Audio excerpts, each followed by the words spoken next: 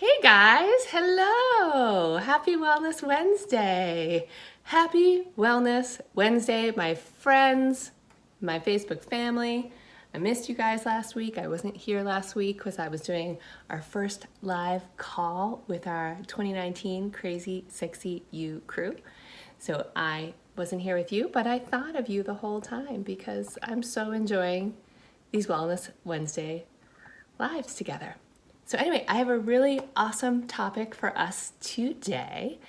It's basically something that has been the key to my overall, success with my well-being. And it's very simple. I'm going to share it with you in a minute. Hey, Lori.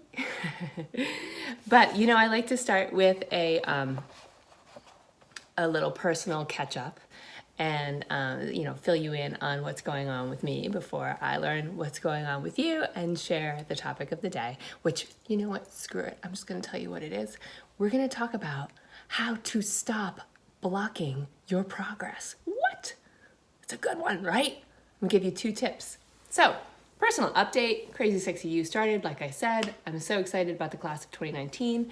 They are doing so well, and some of you are in that class, so I send you all my positive vibes. We're going to do a Facebook Live tomorrow, and those of you who aren't in the class, send our people some good love because they start eating today.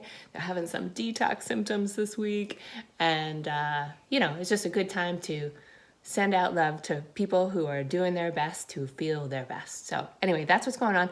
And then also, yesterday, which was Tuesday, is the day that we usually publish our new blog. And this week, we decided to do a little something different. So I sent out a message just to my inner circle. So that's everybody who's on my email list. I sent out a private personal message because I was getting this feeling that everybody could use a hug. It is time for a group hug. Everybody could use a hug, a little bit of love, a little message when they didn't expect it from somebody who loves them and is thinking about them all the time and wishing them well. That is me thinking about you. And so many of you aren't on my newsletter. And if you aren't, I want to encourage you to join. In fact, when you join, I'm going to give you an awesome free ebook and so many other goodies because I send out goodies all of the time. So if you want to join my newsletter, there's a link in the description. There's a link in the pinned post. I'm sure Jesse will add that. Or you can go to kriscarr.com/free starter kit. So you'll get messages like the one I'm about to share and a free starter kit, plus so much more. So anyway, you guys know that my dad is still going through his journey with pancreatic cancer. And maybe like 6 months ago, I got this intuitive hit that he needed some love or encouragement. He was feeling a little down. And so I sat at my desk, did a little meditation beforehand, lit a candle, put my fingers on my keyboard, and just typed a message of love. And it just channeled right through me. And so I wanted to share it with you because, again, maybe you need a hug today. So here's what I wrote. You don't need to fix or change anything about yourself to be loved. You are loved just as you are in this exact moment. The version of you who woke up today is the best version of all. In fact, you don't need to accomplish anything to be special. Your birth was that special miracle. The universe is still toasting and applauding that magical day. Now, you may not feel this way all the time. In fact, most days you might feel flawed, scared, and frightened. Parts of your body aren't working right. Your job isn't going well. Folks are disappointed in you, and so on, blah, blah. The inevitable tangles of life can make you feel like try as you might, you're just not doing stuff right. You're just not enough. But I want to remind you that none of that is true. In fact, it's a bunch of baloney. And you know how I feel about baloney. It's bad for you. What is true is that you are good and wonderful and deeply loved right here, right now. If you forget this truth, if you sink into doubt, fear, overwhelm, or guilt, just read this little note. Think of it like a soul flashlight that's here to help you find your way home to yourself. And one more thing, trust that you are healing. I love you. So there you go, guys. I hope that that was a message that you could use too. And I hope that you sign up for my newsletter so that I can send you more messages just like that. And let me just take a minute here to just check in. Hi, everybody. Hi from Long Island. Sharon's here. We got folks from Missouri. Hey, John. Hey, Liv. Hey, Mary Lou. Tasha. Hi, honey. Suzanne says, thank you so much for that hug. You got it. Oh my goodness, Maureen from Ohio is here. Oh, we got folks from St. Petersburg. Hello. Dee's here. Hi, honey. Amazing. Thank you for sending me what you just mentioned. That's so great. Hey guys. Hello, everybody. All right, so then I'm going to also share a little personal update with you, and then I'm going to dive into our topic. So I share these things because you guys are so smart. We are a wellness community, and I may have a lot of tips, but I know you guys have so many tips too. And out of the blue, we're dealing with another health crisis in my family. So my husband, Brian, woke up about 7 days ago with this terrible case of tinnitus. Yes, it's called tinnitus or tinnitus. I don't know what it's really called, but the medical community calls it tinnitus. I always thought it was called tinnitus. So I've been researching my butt off to try to help him with this, and we found some great things that have been very comforting so far. EFT, of course, cognitive behavioral therapy, EMDR. These things have been very helpful to bring the distress down around the tinnitus. And those of you who deal with it, you know, I didn't realize so many people were affected by it. And for my husband, it's been super loud, nonstop, affecting his sleep, you know, not feeling well, feeling super nauseous, just feeling really out of sorts and quite honestly, scared and stressed out. So I'm grateful that we have the tools that we have. We have been tapping multiple times a day and again, practicing some of the other things that I suggested.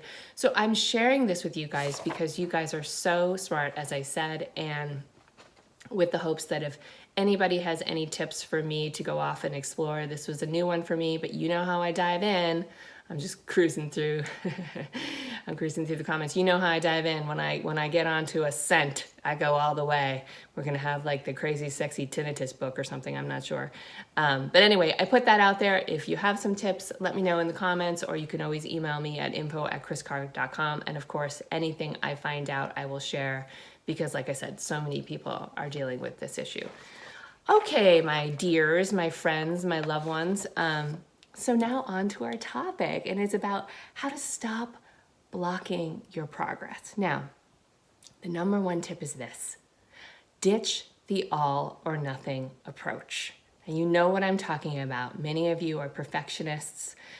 Many of you are like, you know, go all the way or don't go at all, give it your all or forget it. You know, like if you blow it, then you just say, screw it, I messed up, I'm just gonna blow it all the way, right? So that's very all or nothing, black or white thinking. And that thinking creates a lot of stress in our bodies and in our lives. And it goes further than that. So in Crazy Sexy You, our mantra is progress, not perfection. So we focus on progress. Why? Because there's no such thing as perfection. And the pursuit of perfection actually kills all creativity and blocks our progress. And so does that all or nothing, black or white thinking. Like if I don't do it exactly right, why bother? If I don't get the kind of success that I want that somebody else has, why bother? If I don't get this reward, or you know, if I don't make this breakthrough, or if I don't meet this goal, this and then sometimes is unattainable, why even try? Right? So that's very all or nothing. And so what that does actually, I mentioned a moment ago, it blocks progress. But let's talk about blocking progress, because actually blocking progress sets us backwards. You don't just stay in the same place, you go backwards in your development. And from a law of attraction perspective, when you block progress with that sort of negative thinking, you're creating deep habits and you're attracting more of what you don't want in your life. So, this is very common knowledge, but it isn't always common practice. The goal here is when you find yourself in that black or white, all or nothing thinking, that you get out of it, that you change your mind, that you reframe, that you choose healthier, more positive, more productive thoughts. And you go back to celebrating the progress that you have made, as opposed to beating yourself up for not meeting your own super high expectations. So, for example, let's say I just shared this on Instagram Live. Let's say that you go out to dinner with friends and you're saying, I am not going to eat that piece of dessert, or I'm not going to have a margarita or a glass of wine, right? And then you're at dinner with your friends and you're having a really great time and you say, well, I won't order my own dessert, but I'll put my spoon I'll take a couple bites of my friend's chocolate cake. Or, you know what, I will order a glass of wine and I'll put seltzer in it. I know that's like for all the wine aficionados out there, it's like, but like I'll have a spritzer. or I'll cut one margarita with seltzer. That's my trick, because I don't like strong alcohol, but I might like to enjoy a margarita once in a while. So that's my trick. But what we would do if we're not focused on progress is we would decide that we blew it. And then we would go home and beat ourselves up and open the fridge and drink more and eat more and make bad decisions and call that guy or girl you shouldn't call. Like, it's a cascade. As opposed to saying, okay, that is progress. I still made progress. So I'm going to go home and have a nice glass of water. I'm going to listen to a meditation. I'm going to get some shut-eye early. I'm going to reflect on how much I enjoy time with my friends. I'm making so much progress. Boom, boom, boom. And the more you do that, the more you're literally you're changing your brain. That's the best way to say it. It's almost like a practice period. Okay, so the more you have those practice periods, the more you progress, if that makes sense. Are you guys with me so far? Wonderful. I'm just checking in on you guys. Wonderful. Yes, you guys are following along. Okay, and I'm sure that many of you can totally relate to this. Beatrix says, this is me. I'm always having these very frustrating moments and black and white, and it's so excruciating. So true, says Marissa. Yes, we totally get this and we do this. So the point is, this is not about willpower or motivation or discipline. The problem is none of those things. The problem is all or nothing thinking. So that's what we want to be working on. Again, celebrate those wins and embrace shades of gray. So I'm going to tell you a little story about that real quick. So I'm sure you've heard me say this before if you've been following me for a while, but as somebody who lives with stage 4 cancer, there was a time in my journey when I thought I couldn't share what I was learning, write my first book, make my film Crazy Sexy Cancer, which is not out anymore, guys. You guys always ask me this, but a little behind the scenes update that I'm sharing with you because you're my family is we are working on bringing that back out. But anyway, I thought I can't do any of those things unless I have the little bow on top of my story, unless I'm this great example of somebody who overcame the odds and, cured herself and became one of the, spontaneous remission stories when there's nothing spontaneous about it. It comes from hard ass work. And I was very down on myself. I felt like a failure. I felt like I was not a good enough patient, right? So, all of that, what does that do? You can imagine just hearing me say that, you can imagine how much stress that put on me. And it wasn't until I decided to change my thinking around that and embrace shades of gray, and embrace the fact that I can be incredibly healthy, healthier than I've ever been in my entire life as a result of the changes that I've made. And on paper, I can still be sick or still have stage 4 cancer, and that's okay. But the overall quality of my life is what I'm focused on. I'm focused on the progress. I'm not focused on somebody saying to me, here's your trophy, here's your clean bill of health, here's your scan that has nothing on it, here's your award, blah, blah, blah. I'm not focused on any of that. I'm focused on the day-to-day progress and celebrating all of the wins along the way, as opposed to, getting down on myself for supposed setbacks. And the thing about setbacks is they have a lot to teach us, supposed setbacks. There's so much information in there, and sometimes we need pressure to grow. So these setbacks are like, oh my gosh, spiritual catalysts. Let's just say that.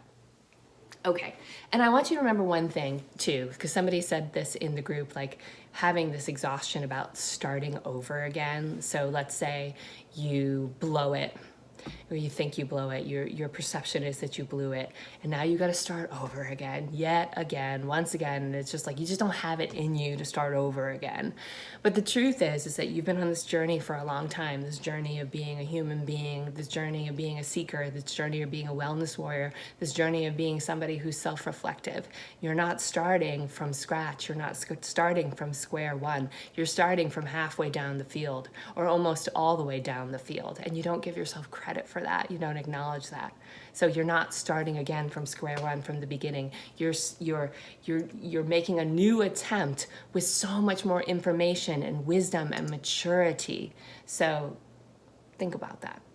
All right, number two, the second thing I want to teach you or share with you, because you already know this, is what stops us from progress is our fear of failure.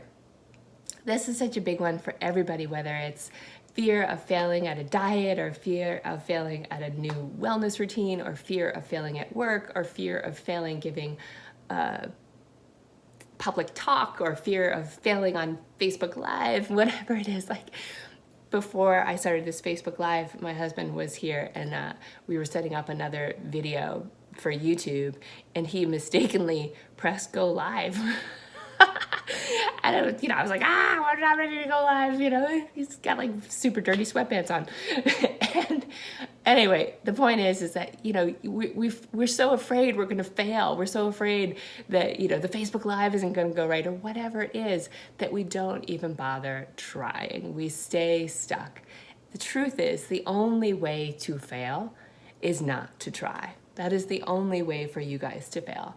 And the reason that we learn the rules, so to speak, so the rules of wellness, or in Crazy Sexy You, it might be all of the, the program that my team and I have put together, the meal plan that we've laid out after 6 go-arounds and 12,000 people going through the program and going through all the surveys and making so many adjustments along the way, right? So we put together a protocol.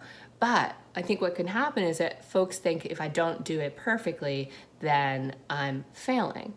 But here's the thing that I learned from my experience as a wellness traveler and as somebody who's led this program is there are many people who have gone through it, hundreds, maybe thousands, who have not done it the way I laid it out, who have not followed everything that I suggested, who have moved the meals around and changed things up and did different workouts and like you name it. Like they could sometimes come up with better things than I even thought about, and they do even better. And then sometimes better than the people who follow things to the letter. So the point is that we are so much more malleable. Our bodies are so much more forgiving. It's our perception and our mind and our thoughts that keep us trapped. So again, you want to really think about the fact that you can't fail unless you don't try. So you guys know I love sharing books. I'm still working on Asking It Is Given. Decided to make this a slow burn. I was going to try to power through, and I was like, why not? Just have a little session each morning and take your time. So instead, because I love reading, I moved on to Wolfpack by Abby Wambach. Wolfpack by Abby Wambach. Have you guys heard of this book? It is so good. I haven't moved on. I'm still doing this, but I also included this little snackable. I said earlier that it's like if you have spiritual hypoglycemia and you need a hit, you're just like you need a motivation hit because you're having motivation hypoglycemia and you need some nuts. This is just like a handful of nuts. Look at how small this is. You can do this in an hour, not even. And there's so much beautiful wisdom here. And Abby, this is the subtitle, How to Come Together, Unleash Our Power, and Change the Game. And this is from a New York Times bestselling author and a U.S. Soccer Olympic gold medalist. This is a badass woman here.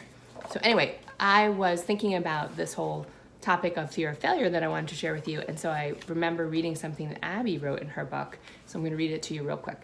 She says, make failure your fuel. Old rule, failure means you're out of the game. New rule, failure means you're finally in the game. I love that. Yes. So she says, failure is not something to be ashamed of, nor is it proof of unworthiness. Failure is something to be powered by. When we live afraid to fail, we don't take risks. We don't bring our entire selves to the table, so we end up failing before we even begin. What? You're with me? This is big stuff. Let's stop worrying, what if I fail? Instead, let's promise ourselves, when I fail, I'll stick around. So let me share my interpretation of that, because I want to reframe the word failure for a minute. When I detour, when I have a setback, I will stick around. I will celebrate my progress. I will not block it. Okay? Because the truth is that supposed setbacks and detours, not only are they filled with fuel, they teach you so much about yourself. They give you so much wisdom and information that you can apply in this practice called life.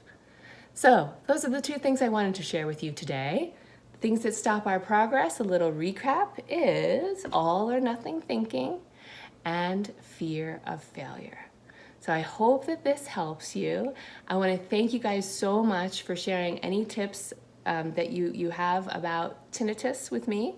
And I want to remind you to click the link in the description and, go get your free starter kit if you don't have it already. Again, it's kriscarr.com/free starter kit. And you also get lovely love notes from me that I share with my inner crew.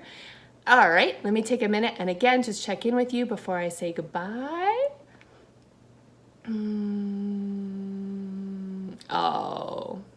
Colleen says, I've been so sick and I haven't been able to start CSY 2019. I just lost my place in reading her comment. There we go. And I was feeling really bad about it. I needed that hug. Thank you for all you do. Colleen, girl, you feel better. We are here for you whenever you can join us. And you take care of you. That's the most important thing. So then I got some more wonderful comments about tinnitus. And again, I will share that with you guys. Phyllis says, progress, not perfection. I say it over and over because I'm constantly stumbling. You are constantly progressing. There's no stumble there. Lisa says, I'm lying here feeling guilty that I didn't walk more today. When I try not to be all or nothing, sometimes I feel guilty if I don't complete the all. Isn't that a profound wisdom that you just tapped into? That is what you need to work on, Lisa, because whatever you did is enough. Whatever you did today is enough. It's what you could do. And the more you honor that, the more you'll be able to do more tomorrow. Yes, Suzanne says she's a progress blocker and I do need to lighten up. Listen, from one progress blocker to another, Suzanne, I think we both do. It's a mental practice, just coming back to the fact that, I'm noticing that I'm blocking my progress. I'm going to choose a better thought. I'm going to choose a healthier thought. That's why affirmations can be so, so powerful, because they just get us out of this mental brain rot.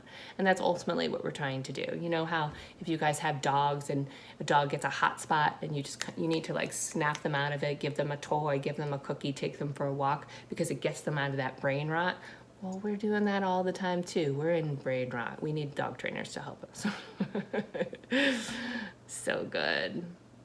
But listen, you guys, I love you. I can't wait to spend more time diving into these comments.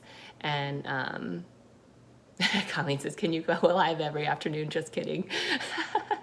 I've actually thought about that. I have a lot on my mind, so I often want to share it with you. We'll see if I can stick to the Wednesdays, and then we can maybe up the game from there. Maybe we'll do your daily soul vitamin. What I love about this is I love that you guys share with me too, because again, we're all in this together and we need each other, and you have more wisdom than you give yourselves credit for. This I know to be true. So listen, you guys have a wonderful rest of your week. I love you. I will see you next Wednesday. And remember, don't block your wonderful progress, okay? Mwah! Bye-bye.